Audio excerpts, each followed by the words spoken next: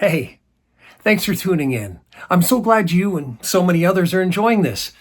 But I just have one favor to ask. Just one, and it's free. All I ask is that you subscribe. It's the easiest way for you to support me continuing to make this stuff. Oh, I do have actually one more thing to ask. Enjoy the episode.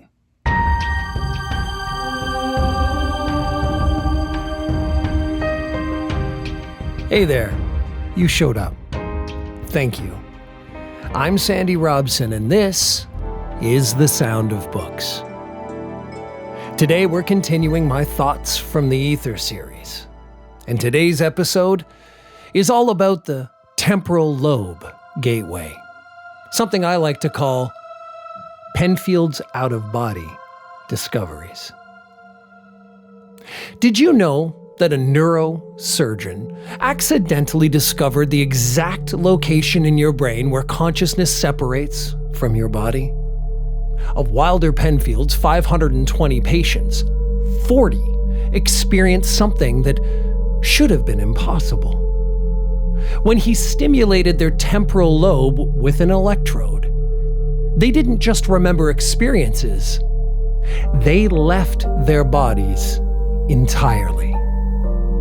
Out-of-body experiences triggered by electrical stimulation. Documented in medical journals, this wasn't some mysticism or self-spiritual belief. This was reproducible neuroscience. Penfield found that when the temporal lobe was stimulated, patients experienced a combination of hallucinations, dreams, and memory recollection. But for those 40 patients, those special 40, something far more profound happened. They reported floating above their bodies, observing the surgery from outside themselves. Think about what that means. Penfield had discovered the neural gateway to consciousness separation, the exact brain region where awareness could detach from physical reality. But here's where it gets a little terrifying.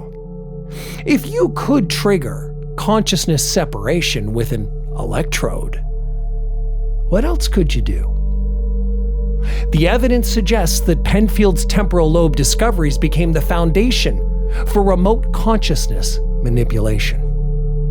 His patients experienced out-of-body states during surgery. But what if those same neural pathways could be accessed through other means? Say, sound frequencies, electromagnetic fields. The right combination of stimuli targeting the temporal lobe could potentially trigger consciousness separation without surgery, without electrodes, without the patient even knowing it was happening.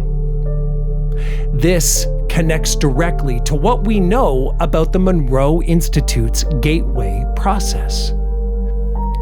Robert Monroe's techniques for achieving out-of-body experiences through sound frequencies weren't just spiritual exploration.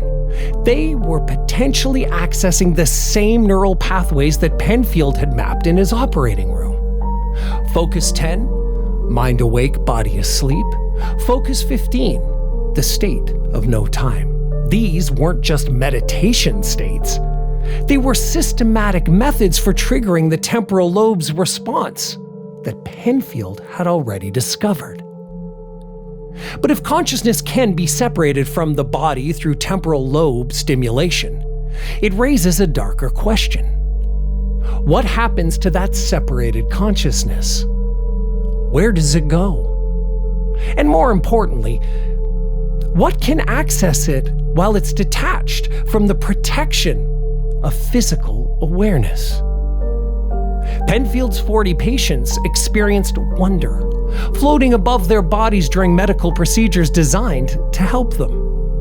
But what if others learned to trigger those same out-of-body states for different purposes? The temporal lobe isn't just the gateway to memory and dreams. According to Penfield's research, it's the gateway to consciousness separation itself. And once you know where that gateway is located, you know exactly how to open it.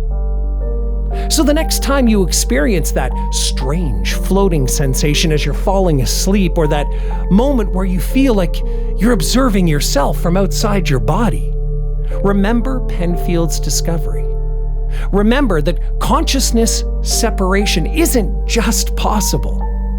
It's neurologically documented. So, who else knows about the temporal lobe gateway? And what are they doing with consciousness while it's separated from the body?